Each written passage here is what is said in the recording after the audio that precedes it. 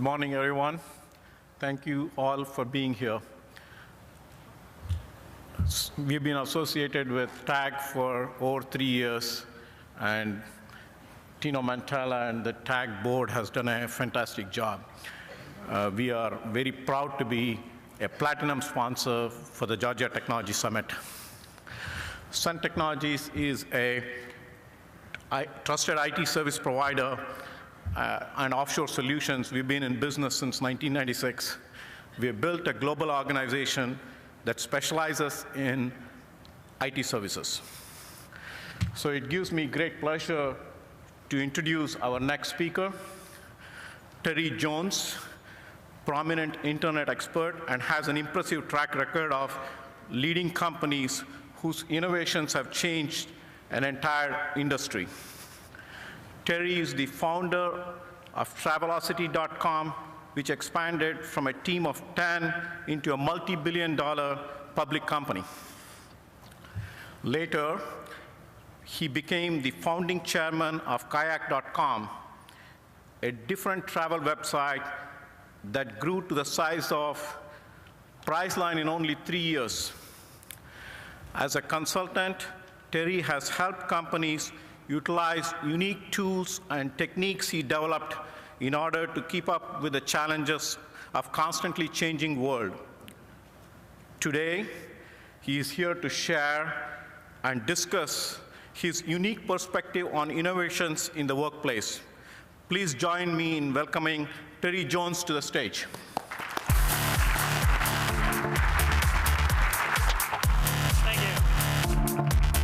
Thank you very much, ladies and gentlemen, and good morning. It's great to be here in Atlanta.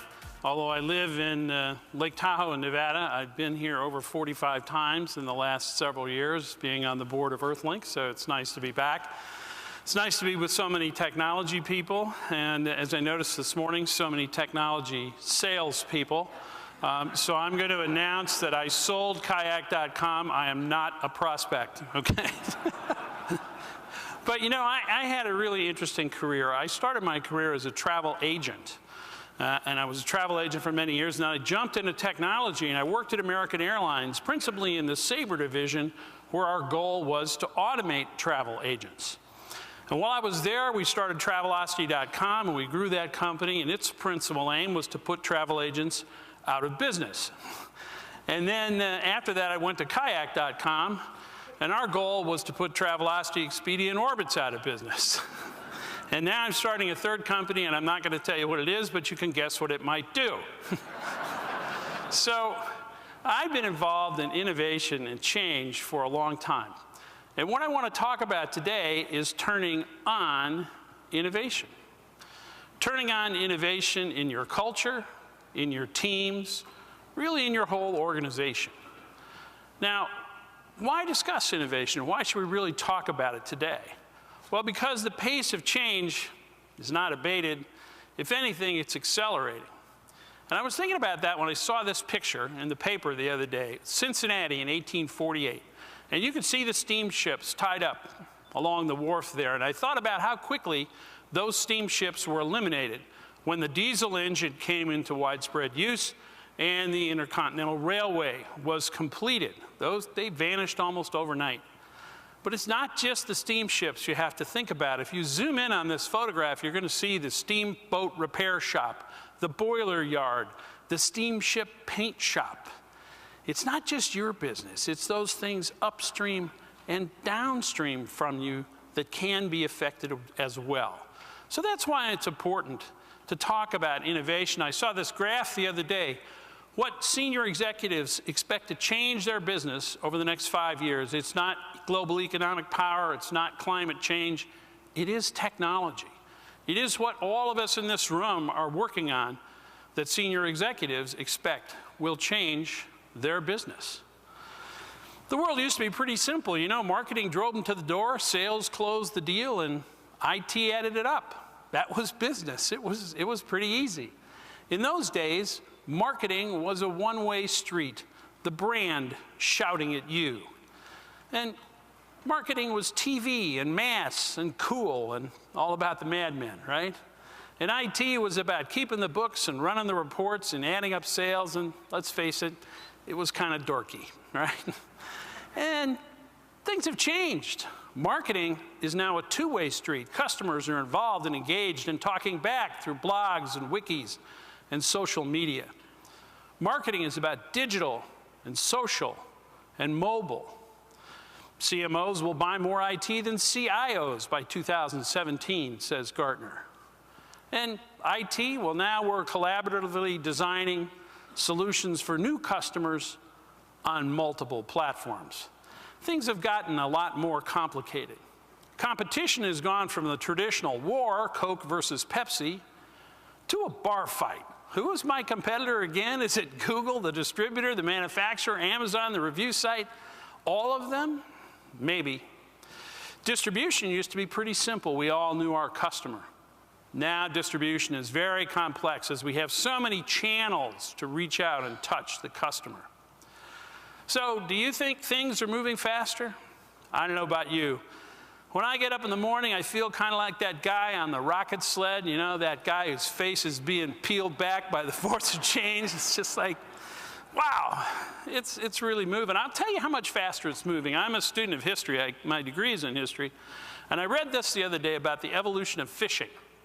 Now, the first fishing started 85,000 years ago. That was men with spears. It took 42,000 years to invent the net. Not the internet, but the fishing net, right? It took another 20,000 years to invent the hook. And it wasn't until 6,000 years ago the barbed hook was invented. So that's almost 80,000 years from the spear to the hook. That's the speed that innovation used to move at. But look at the world today. How quickly have we seen the cell phone, the internet, the smartphone, and the tablet, with 40% of Americans getting a tablet in just 4 years. That's the speed of change. Here's another way to look at it. These are people waiting for the announcement of the new pope in 2005. Here they are in 2013. A little bit of technical change? Yeah, just a bit.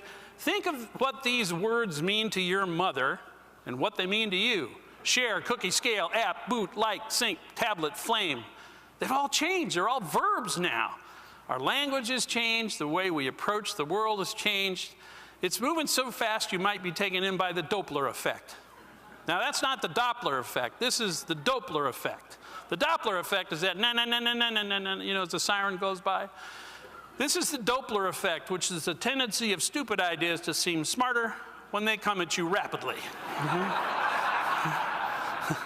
And we had a lot of those in the internet era, you know, I lived through that. And the biggest change, of course, is that consumers have new tools in their tool bag, and those tools are the mouse and the smartphone. We were just hearing about payments with smartphones. It changed the way we discover products, learn more about them, shop for them, buy them, get service on them, and rave or complain about them. And that was brought home to me recently. I was at a conference like this one. I was at the cocktail party like the one some of us were at last night. And a woman came up to me and said, "Are you that guy who started Travelocity.com?" I said, "Yes, ma'am." She said, "I want to tell you something about Travelocity you've never heard before." And I'm backing up wondering how many martinis she's had and just what she was going to say. And she said, "Travelocity is the Wizard of Oz." I said, "It is?" She said, "Yeah, you know, for years I was afraid to make my own reservation. My travel agent told me I'd ruin my vacation. And today I made my first booking. And it was so simple. And I felt just like Dorothy when she gathered up her courage and pulled that curtain aside and discovered there wasn't a wizard. There was just a little guy back there. And I realized I could do it all myself." So many of our customers are like that today. They are wired and dangerous. They are comfortable and confident. And what they expect from our site is what they have seen on the very best site they've ever been to. As customers get smarter, they get harder to catch. So maybe some of your bosses continue to focus on costs. Maybe some of them tell you, never ever think outside the box. Only the cat shouldn't think outside the box. But we need a better mousetrap. And that needs to be driven by innovation. This quote was in the Harvard Business Review at the height of the internet bubble. Somewhere out there is a bullet with your name on it, shot by a competitor unknown and unborn, that will render your business obsolete. I don't think that really happened. But if you change one word and say business model obsolete, perhaps that did happen. Now, I grew up in a small town. We had one bookstore, one record store, one movie theater. We read the classifieds, used the yellow pages. We had the encyclopedia at home. And then the mall moved in on the edge of town, and we got Barnes & Noble, Best Buy, Megaplex movie theater, multiple yellow pages. And the first CD-based encyclopedia came out. That was Encarta. Then the online world showed up. We got Amazon, the world's largest bookstore, CD Now, the most CDs. Netflix went after movie theaters, eBay after classifieds. Big Yellow and Encarta went online. Then we moved to the world of speed and convenience. Kindle, iPod, YouTube, Craigslist, Angie's List, Wikipedia. And the last four are user-generated. How'd you like to be Encyclopedia Britannica and keep up with a hobby called Wikipedia? They couldn't. They don't make encyclopedias anymore. And of course, now we're in the mobile and social world. I could read my Kindle app on any device. Spotify tells me the music my friends are listening to. Hulu's after movie theaters. Facebook's after classified. Yelp's a better yellow pages. Google a better encyclopedia. Business models are changing fast. And as General Shinseki said, if you don't like change, you're going to like irrelevance even less. So we have to keep up with the pace of change. The good news is that new models, new opportunities lie where old models are crumbling. Those of us who look at old models like we did with Travelocity and looking at the old model of the travel agent said, hey, there's a new model, a new opportunity. Successful leaders today have to realize their customers are internet empowered, tech savvy, time starved, information rich. Internet empowered, tech savvy, time starved, information rich, that's a new kind of customer. It means we have to deal with them in a new way. Somewhere out there, Patrick is the key to increased sales. Find that key, Patrick. Bring it to me. You ever have a boss like that? I did. Bob Crandall at American Airlines, legendary tough guy. And he's sitting there with his arm around me saying these words, and I'm looking out the window, and the window looked like that. I had no idea what I was supposed to do. But you know, at that point in American Airlines history, it was an extremely innovative company. And I thought, well, maybe innovation is the key to my success here at American Airlines. So let's take the steam off the window for a minute and talk specifically about innovation. First, I'd like to define it, and I like this definition. That creativity is about thinking up new things. Innovation is about doing them. It is about putting your idea to work. I'm the holder of 4 patents. I'm very proud of them. They are on my wall in my office. But that's all they are on my wall. They're not innovations. Because the company I worked for at the time never reduced them to products. They don't count. Innovation is about doing new things. And if you've correctly explained your vision and mission and strategy and action plan to your employees, they're not the 3 blind mice. They probably get it, you know. They understand the size of the opportunity that's in front of Georgia's technology companies. And some get it no matter how hard it is. We all have superstars. This is the Tom Cruise of mice, right? He's going to get that piece of cheese. And we all have the salespeople that can make the sale. They just can't get it implemented. You know, they can't figure it out. Can't bring it home. But the problem with innovation in most companies is that most people are afraid to go for it. They're afraid of change. They're scared. So if you want success, here's a couple ideas. First of all, I believe that the engine of innovation rests on 2 pillars. The pillar of culture and the pillar of team. If you get culture and team right, you've put the gas in the tank of innovation. Culture is extremely important because, you know, culture eats strategy for lunch. You can have the world's best strategy, but if the culture doesn't agree with it, it'll eat it. It'll take it away. You won't move forward. unless you have a very strong culture of innovation, a culture where an idea can exist, a culture where that light of innovation can burn brightly. Because innovation is just a spark. It's just a tiny little flame, and we're going around the room and we're talking about a new idea, and everybody's excited, and somebody says, and we could do this, and we could do that, and somebody says, but wait, let me play devil's advocate for just a moment here. Poof, candle goes out. Innovation is not the Olympics. In the Olympics, you train from when you're 10 to when you're 18. You have 1 6-minute run down the mountain. You come in fourth out of the medals. Your career is over. No, innovation is like baseball. And in baseball, if you fail 70% of the time, you're actually quite good, right? You get a lot of chances in baseball. You get a lot of time. Success isn't permanent. Failure isn't fatal, said Mike Ditka. So one of the keys here is to build a culture of experimentation, a culture where people can experiment, and yes, when they can fail. So you know, if you watch Mad Men in the ad business, they're writers and they're editors. The writers write, the editors pick. Be an editor for a moment. These are 4 ads from the last political campaign. Have about the same number of words, the same colors. Which one worked best? Well, it wasn't this one, and it wasn't these 2. This one actually pulled in 35% more dollars than the other 3. Did they have a genius editor? No, they experimented. They ran all 4 for an hour and let the customer decide. 20% of what you see at Kayak every day is a test.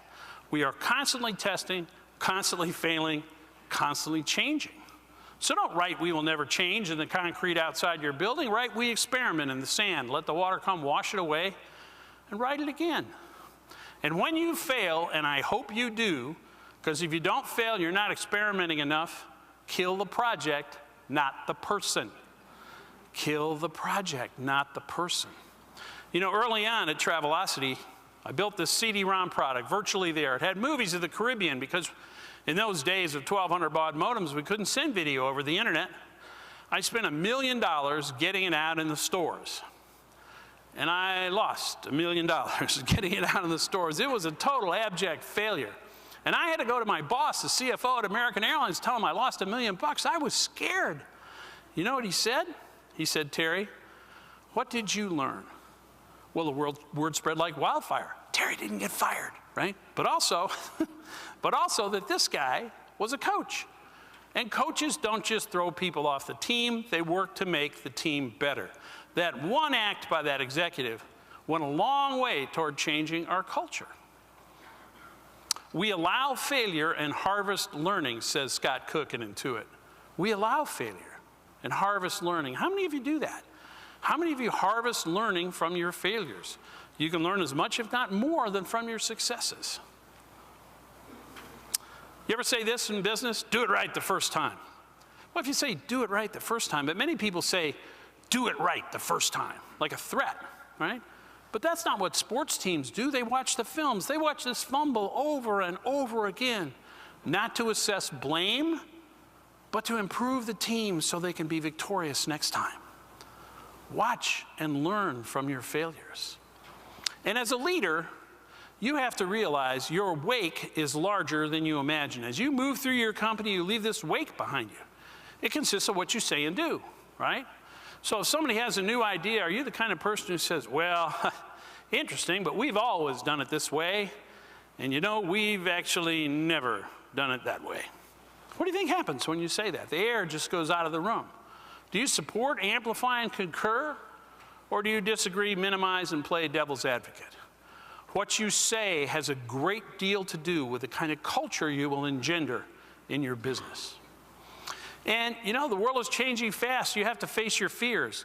Established organizations many times view disruption as a threat rather than saying, you know, how could we do that? We have the resources, we have the brand, we have the smart people. We don't have to be scared of 2 guys and a dog in a startup in Silicon Valley. But sometimes you view it as a threat instead of taking their idea and being inspired by it and going on to change the world yourself. Culture's a contact sport. It is not easy to change culture. But if you lead and if you're open and if you think about the words you use and watch your actions, because everybody watches your wake, you can begin changing your culture. Now, you also have to build the right team. It's really all about the team. And I think this new world requires old world knowledge mixed with youthful exuberance. So at Travelocity, I wanted to hire a bunch of young people from outside American Airlines. And HR told me I couldn't do that because at American, you had to come in from the bottom in reservations or at the airport. And I finally won that battle. And I brought in a whole bunch of young people from outside of travel. And they were great. They had a lot of energy, messianic zeal. They knew the industry was broken, only they could fix it. But they didn't have any industry knowledge nor any industry contacts. On the other side, I had the .corp, or you might say the .corps. I had the suits who said the industry was fine, it didn't need fixing. They worked at a slow pace, but they had domain expertise. They knew travel. Now, you put them together, they fought like cats in a bag. It was nuts. But out of that crucible came Travelocity. So it's very important to bring in different perspectives, different points of view. Different perspectives can help you change yourself and help you change the culture. Don Merrill, the former CIO at Google, says the more perspectives you have, the more likely you're going to win. I think it's really important. Because if everybody in your group is exactly like you, you're going to get exactly what you already got. And you know, the young people complain that we have to teach those old dogs new tricks, and that's true, but you know, you have to teach puppies old tricks anyway. So you have to teach each other. And I think you should hire people who don't fit in, people who aren't like you. Would you hire this cat? Eh? He did become the world's richest man. And I got to know him very well, because he used to come down to American a lot. And wickedly smart, very insightful, and just a little odd. You might not have hired Bill Gates, and you would have been wrong. So hire people who aren't exactly like you. The world wants geniuses. It just wants them to behave like other people. Problem is they don't. They're hard to manage, but they will give you amazing, amazing results. And I learned at Kayak that rock stars hang out with rock stars. The CTO at Kayak is the best hiring manager I have ever met. He will go anywhere in the world to hire a fantastic engineer that he's heard about. And what started to happen at Kayak after he got 2 or 3 rock stars, he didn't have to work so hard to hire. The other guys wanted to be there because they knew if those 3 guys were there, this company is going to change the world. They kind of hired themselves. They came and said, we'd like to join. So really spend time on hiring fabulous people. It makes a huge difference. And really work on moving negative people out of your area of innovation. Negativity can wipe out innovation. My general manager at Travelocity used to say that negative people are energy vampires. They take the energy out of a room. And you can't afford that when you're innovating. So move the negative people on. Some people will leave anyway. They won't like the size, they won't like the pace, they won't like the new model. That's okay. That's good for you, that's good for them. By the way, I see some of you taking notes, and I'm happy to see that. I will give you a URL at the end where you can get these slides, okay? So look for it at the end of the speech. Now, can one person in your company make a difference, good or bad? Well, I think one person can make a huge difference. You know, at Travelocity, one persistent guy beat us. One guy went to the boss, Expedia, said, we need to do package tours that put air, car, and hotel together at a discount, kind of how you build a Dell computer. Nobody had ever done that in travel before. Took him a year to convince the boss to do it. Took him another year to build the software. When they rolled it out, they doubled their sales in 2 quarters, past Travelocity like we were stopped. Travelocity never caught them. One person can make a huge difference. And keep your innovation teams small. Amazon has a great rule, 2 pizza teams. If it takes more than 2 pizzas to feed the team lunch, the team is too big. It's real easy. Everybody here can remember that. Big teams don't innovate, little teams do. And little teams keep your agility.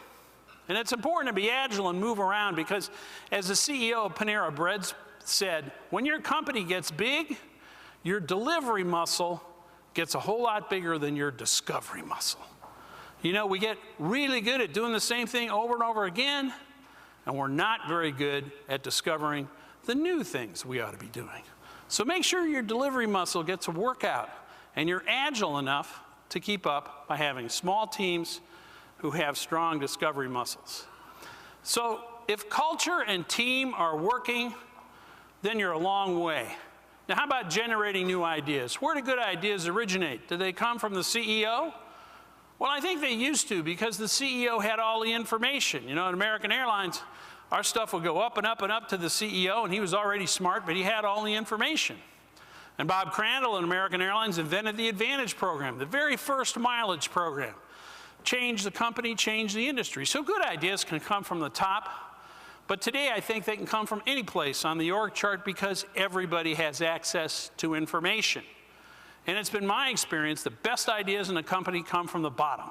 The person in customer service, the person on the line, the person at the help desk, the person making the product. We invented flight paging at Travelocity in 1996. Customer service agent got tired of answering the phone, telling people if their flights were on time. She said, couldn't we page people? Nobody had ever done that. So great ideas come from the bottom. Innovation that happens from the top down is orderly, but dumb. Innovation that happens from the bottom up is chaotic, but smart. So you have to reach down as a leader and get those great ideas, and that means breaking through the boson layer. Now, the boson layer is the impenetrable layer of middle management that stops good ideas from moving upward, right? And we all know it exists. It's not really their fault. They haven't been rewarded for change. They're looking up at you, and they don't believe you want change. So if you start reaching down, saying, this is Bob's idea, we're going to put it in place, and this is Sally's idea, we're going to try it, and this is George's idea, we tried it, it failed, we're going to give him another chance. If you do that as a leader, the boson layer will quickly go away. Now, you also can have sentries to listen for good ideas. This is World War I radar. They didn't have radar, and they didn't have that product we just saw for healthcare. They had these big earphones that they'd put on to listen for airplanes. You need those to listen for new ideas. I had a phone booth at Travelocity in the hall. If you picked it up, you could listen to customer service. And everybody in the company, from the guy in the mailroom to me, had to listen to 2 customer calls a month, and at staff meeting discuss, 1, what's wrong with our company that we need to fix so people don't have to call with questions? And 2, what terrific ideas did you get from customers that can propel us forward? It got everybody in the company involved in the customer's pain. Now at Kayak.com, we're a search company. We don't have a phone line, but we do get emails. And we send all the emails to the engineers. And you might think that's crazy. Engineers are paid a lot. But our slogan is, give the pain to the people who caused that pain. It works. It works. They fix the bugs. They are in touch with what's going on in the business. It really works very well. So get people in touch with what the customer is saying, and then your product can become clay in the customer's hands. Kayak.com is the #1 mobile travel app in the world. Publicly, we have 35 million downloads. We actually have way more than that. Haven't announced it yet. But when we built it, we thought it was about next flight out. We thought it was about a hotel room for tonight. Turns out that is not how customers use it. Their behavior is just like the desktop. They are booking 2.5 weeks out. And if we hadn't listened and changed our product with agility, we never would have become the #1 product. So listen and make your product clay in the customer's hands. Have your eyes wide open. Eat your own dog food. Look at your own product. So many people have their eyes wide shut. How many times have you gone to make a presentation to your boss with a projector and had to put a book under it? How long has this been going on? You can't put the yellow pages there. They don't make them anymore. What is wrong with this company? I can think of 8 ways to fix projectors right now that would make them be a little higher. But apparently these people must, have rooms where they're attached to the ceiling or have little minions who move them around for them. They don't look at their own product. How many times has this happened to you at a cocktail party? These are made by a glue company, for God's sake. What is wrong with these people? They obviously don't use their own product, or they don't look at it. Eat your own dog food. Use your own product. You improve it. And then look beyond what's immediately apparent, because your customer will not always tell you what's next. So I had to go to the executive board at American Airlines to propose electronic tickets. And I said, look, our computers are so smart today that we don't need tickets anymore. We don't need to print them. We don't need to distribute them. We don't need to collect them. We don't need to count them. I could save you guys a lot of money. And they said, but Terry, our customers want tickets. What about receipts? They will never accept this idea. Leave us. Go from this room. And American was one of the last carriers to put in electronic tickets. And they, now 99% of tickets are E, and they missed the jump to the self-service world where now you just do it on your smartphone, and it totally changed the manning at the airports. Why were they late to the party? Because in real innovation, being comfortable isn't good. You got to be a little uncomfortable. You got to have a feeling in your gut that, I'm not really sure this is going to work. That's good. Go out and try it. Maybe it won't. Maybe you'll fail. Try something else. They weren't ready. Somebody else did it first. You can't be comfortable in real innovation. But can you go with your gut? Can you use a gut feel to do something new? Sure, because intuition is merely the sum of all our experiences. So your intuition is usually pretty good. Just don't bet the farm on it, You might be wrong. That's why I'm such a fan of prototypes. And now they're, particularly in software, tremendous prototyping tools. We can throw something on the internet, call it a beta, let the customer tell us it's any good. We prototyped all kinds of things at Travelocity and Kayak. And now, of course, we're in the world of 3D printers, where people are making amazing prototypes very quickly. And the other day that I read for the very first time, a 3D printer made a 3D printer. Oh, I'm not sure about that, right? But I am a fan of prototypes. In the car business, they always have these concept cars, these concept prototypes. And Steve Jobs said, I go to the car show, I get so excited, I want to buy a prototype, a concept car, but I can't buy it. Why is it 3 years later when they come out, they look like crap? Because they go through a process that doesn't work. He saw phones that look like this and made phones that look like this. How did that work? How did he do that? First of all, he had great clarity of vision. He knew exactly what he wanted when he went from that prototype to the product, and then he focused like crazy on delivering just that.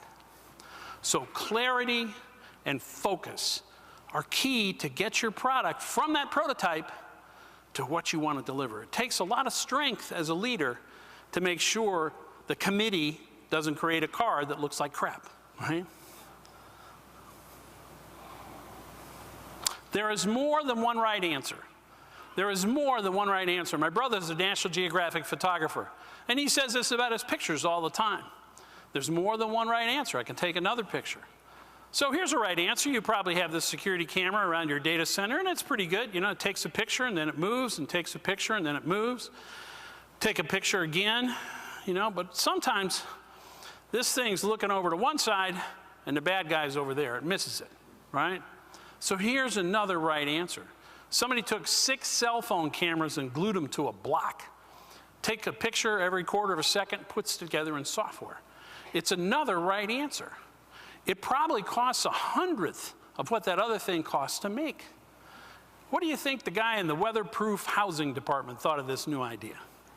What do you think the guy in the motor drive department thought about this idea? They hated it, right? They're not going to have motor drives, weatherproof housings anymore. But the leader had the courage to say, somebody's going to do that. There's another right answer. You've got to be open to those right answers.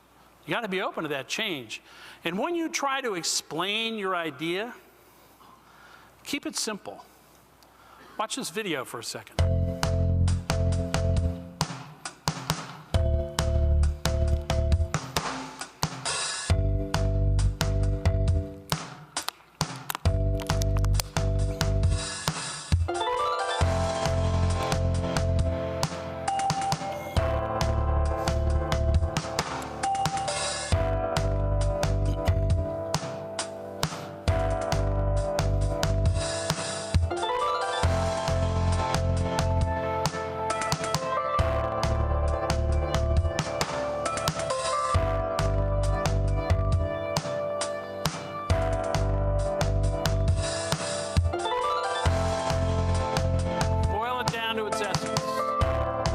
use a fat pen.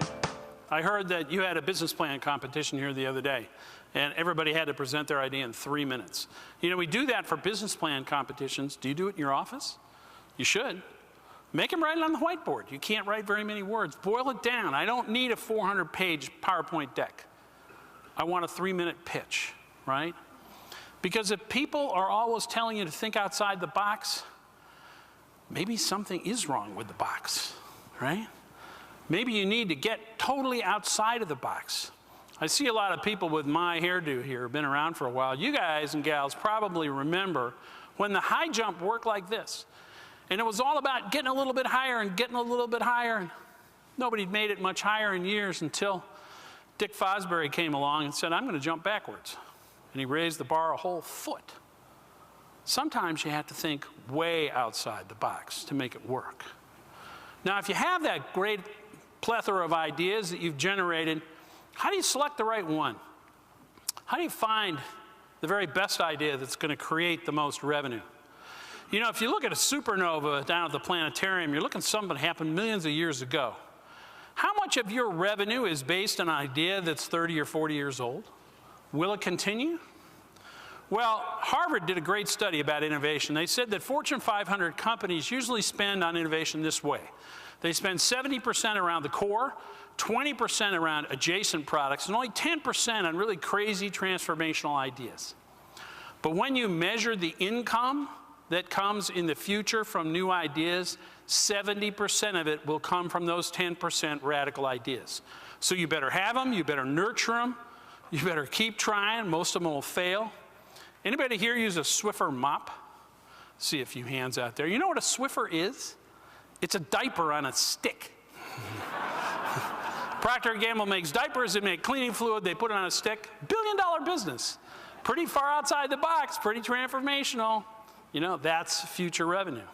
Now, I want to talk for a minute about, because some of you are in big companies, how to create a large business and a small one. Travelocity, you may not know, was created inside the Sabre division of the multi-billion-dollar American Airlines company. So we weren't a Silicon Valley startup.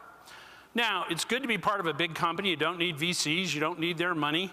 It's easy to get people and computers and offices. You can use their big name to open doors. The bad of big is you don't get venture capitalists. They're pretty smart. And the corporate money comes at a price, which is endless, numbing, choking bureaucracy. Now, we had that at American. I'm sure you don't have that in your companies, but we had a little bit of it. Everybody wants to help with space and data processing and advertising, but unfortunately, they all have their rules, and you have to conform to them. So what do? I have 4 prescriptions. The first one has to do with organizational structure. Remember that corporations are organized in divisions. Divided is the operative word. So many times you'll have a new idea like, gee, we better do something about the internet, and you'll say, let's form a committee. Well, the problem with the committee is everybody on the committee is beholden to their own department. Ops to ops, sales to sales, marketing to marketing, IT to IT. Doesn't work very well for a big idea. So sometimes you have to build a separate organization. That's what we did with Travelocity. That's what Best Buy did with the internet. That's what REI did, okay? And then you can build a team culture. Now, we reported to the CEO. He provided substantial air cover for our idea because few people wanted to help, and his clout was necessary. He supported risk-taking as failure, as you saw before. I was a longtime divisional CEO. I had enough clout to kind of keep things going. So separate organization. Secondly, and surprisingly, location. Think outside the building. I moved Travelocity into a strip mall a couple miles away from American's headquarters. It took me about a year to get everybody in the same building. IT didn't actually want to sit with their customers. Gazooks, right? And they finally did. But when everybody was there, they were only thinking about Travelocity. And we had spectacular results. So maybe you have to move out of the building. Steve Jobs said it's better to be a pirate than to join the Navy. Famously, when he went back to Apple, he moved the Macintosh division out of the building so he could build a separate culture. Very, very important. Now, how about staffing? Well, we already talked about mixing it up, different points of view, younger people, older people. Jim Collins said in Built to Last, we found in companies that make good decisions, debate is real. You want real debate. Some people will leave, as I said, because we had a bunch of programmers from American where failure wasn't an option. You don't want programmers who are programming fuel and weight and balance to ever have a bug. But this was the web. We wanted to get it out fast. They couldn't change. They went back to American. That was the right decision. And finally, funding. Our funding was held by the CEO. Although we were in the marketing department, he held the funding. And that was very important because marketing would have stolen all our money to do something else, right? But he said, no, we're going to lose money. And we lost millions and millions of dollars of Travelocity. Eventually, they made $1.5 billion on it. But it had to take the time and have the courage to have the money out of the grubby hands of those who would steal it. So staffing, funding, organization, location. Air cover. Let me repeat, very important. Their big name to open doors, their buying power would help. We stole great people. They had a great legal department that we hid behind when we got in trouble, and we got in trouble a lot, right? But, you know, their purchasing was too slow, their IT was too expensive, their advertising didn't know consumers. So when we asked for stock options to compete with Expedia, well, you got a big picture of that, right? So it was tough. Basically, I ran away from home. I didn't use their PR, HR, advertising, accounting system, and dress code. And luckily, my boss covered me on that. I would go to their staff meetings, but that's all. My job was to provide the air cover to keep Travelocity alive. Much similar as Sylvania's LED lighting division. When it first started, of course, the light bulb guys hated it. And the leader looked out for somebody to run LED, and he said, I need someone who is a bit of a dreamer who could navigate our system. A bit of a dreamer who could navigate our system. That's what you need to run a new enterprise inside an old one. And I also said you need a separate organization. And we had one, and REI had one, and the woman at REI said, you know, when the internet grew up, we turned the org chart on its side. We turned the org chart on its side and poured the internet in, made everybody responsible for e-commerce, and then we blew the division away because we didn't need it anymore. So separate it when it's young, right? Integrate it when it's older, or sell it. Put it in the greenhouse, right? Just keep it alive. And if you're afraid of new ideas, innovation isn't rocket science. Many innovations affect only one part of the model. Think of contact lenses, huge revolution. We buy them where we used to buy glasses. Same thing with cell phones. We buy them from the same phone companies we used to buy phones from. They have new names, but they're basically the same companies. Travelocity was a registered travel agency. It just sold differently. Apple didn't invent the MP3 player nor the cell phone. They just made them a whole lot better. So you don't have to change everything to have a big, profitable innovation. You have a plan, it's working. That's good. So did travel agents. They aren't here anymore, right? So you have to have a plan B. You constantly have to be experimenting. Kayak.com was just a little different than Travelocity. We offer choice of where you book, right? Created a business we sold for $1.8 billion. I've been on the board of Reardon Commerce. They do business travel. They enforce travel policy. Again, a small change, a big business. I'm on the board of Luxury Link. We're the only company that auctions hotels on the web. Again, a small model change, creating a nice little profitable company. I'm on the board of Smart Destinations. We bundle attractions together so you can go to Boston and see everything for a reduced price. So you don't have to make a big change. If work, make dollars, else go back, do it again. Who reviews ideas? Well, is it somebody in the department or somebody not in the department? People outside the department will many times approve an idea that people inside won't. So many of you have ridden on a regional jet. You walk across the tarmac, you're in the rain. One of our engineers must have been thinking about his diving board at the lake, because he invented that little walk the plank thing that you get now that allows a jet bridge to attach to a regional jet. And he submitted that idea to the maintenance department. They rejected it. They said, we're out here in the rain, the customer should be too, you know? I don't know why they rejected it, but later we got a new program in America that required every idea go to one person in the department and two people not in the department. As soon as marketing and operations saw that idea, they approved it. They said, people love flying on regional jets, they won't get wet.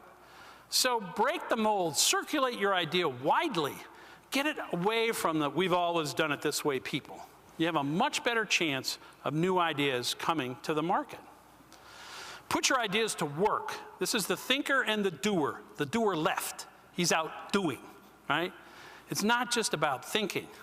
You've got to ship your product. Warren Bennis called the making of the movie Snow White a dream with a deadline. That's what a new idea is. It's a dream with a deadline. Get it done. Ship. And you can do more with less today. That's really what we learned at Kayak.com. You know, Kayak.com came about because of a dinner between the former head of Travelocity, the former head of Orbitz, the former head of Kayak, the former head of Kayak, Travelocity, Orbitz, excuse me. And we sat down and had dinner, and we said, you know, we have lots of consumers who are getting smarter. First, they're searching Travelocity, Expedia, and Orbitz for price, and then they're going to American and Marriott to buy. Not that any of you ever did that, but millions of people were doing that. So we created Kayak.com, where we search everything, but you buy direct. Now, I said more with less. Look at the difference between Travelocity and Kayak. Travelocity has 3,000 people, grew through traditional advertising, uses customer service, they're travel agents, and they're profitable. Kayak went public with only 220 people. If I suddenly stop working. There, 220 people. We grew through search. We don't have customer service. We're a search model, suppliers support us, and we're highly profitable.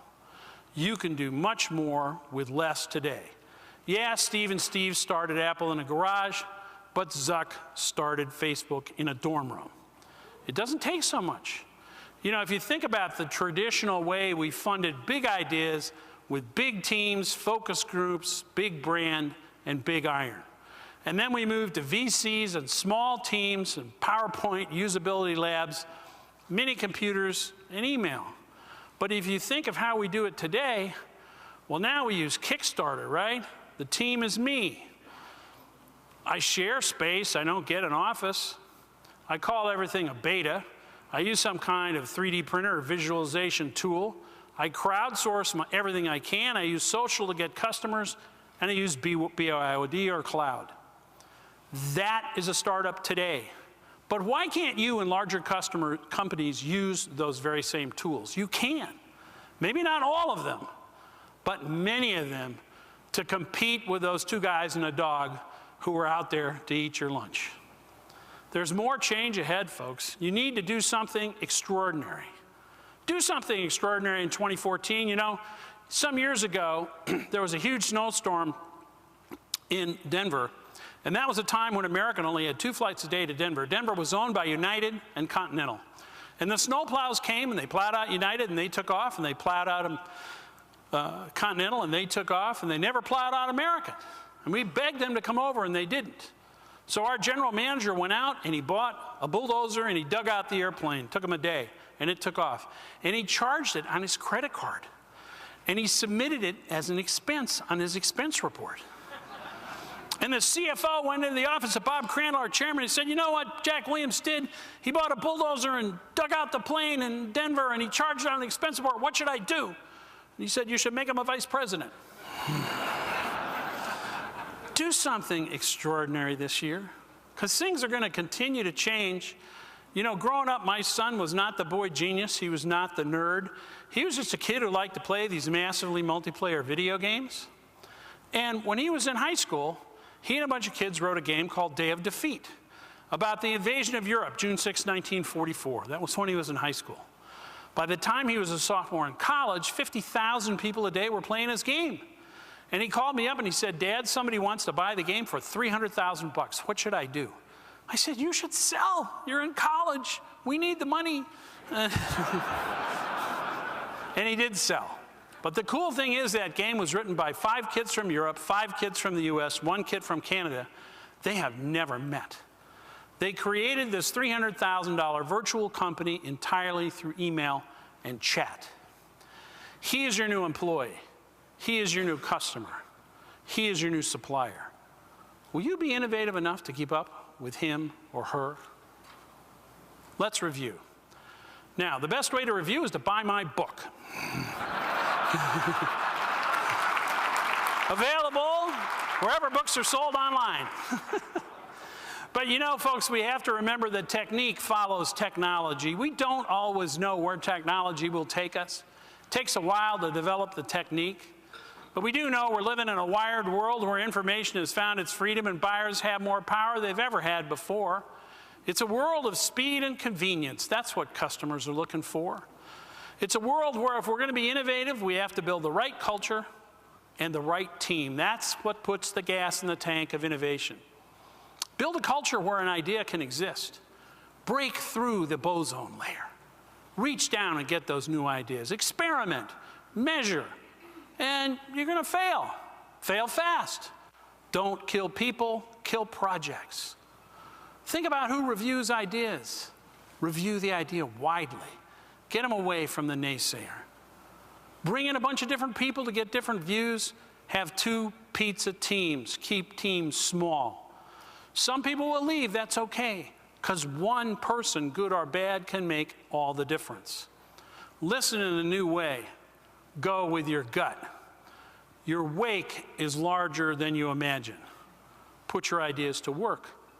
Do more with less. Now with that, I wish I could say I'd cleared the radar screen of business, but the radar screen of business always looks like this. We always have to navigate the storms, and I wish there was a button for innovation on the keyboard, but there's not. And I know you think you have a tough job, and you do. You know, you're worried about the cloud, about the cloud and about big data and about mobile, but you don't have a toughest job. These guys have the toughest job. They're the great Walindas, the world's best wire act. And you know what their mission statement is? You fall, you die. They have the toughest job. You don't have the toughest job. Ronald Reagan said, when we're standing on the edge of the known world, we're standing on the shores of the infinite. That's exactly where you are today, on the shores of the infinite. I spent the last 6 months working with IBM Watson. That's the most exciting computer I've ever seen. It's the first computer in the world that's worth more when it's old than when it's new, because it learns. It's going to totally revolutionize computing once again. We are standing on the shores of the infinite. Folks, change is inevitable. But growth is optional. It's up to you. And I believe with Arthur Clarke that the future is a foreign country. They do things differently there. Thank you very much.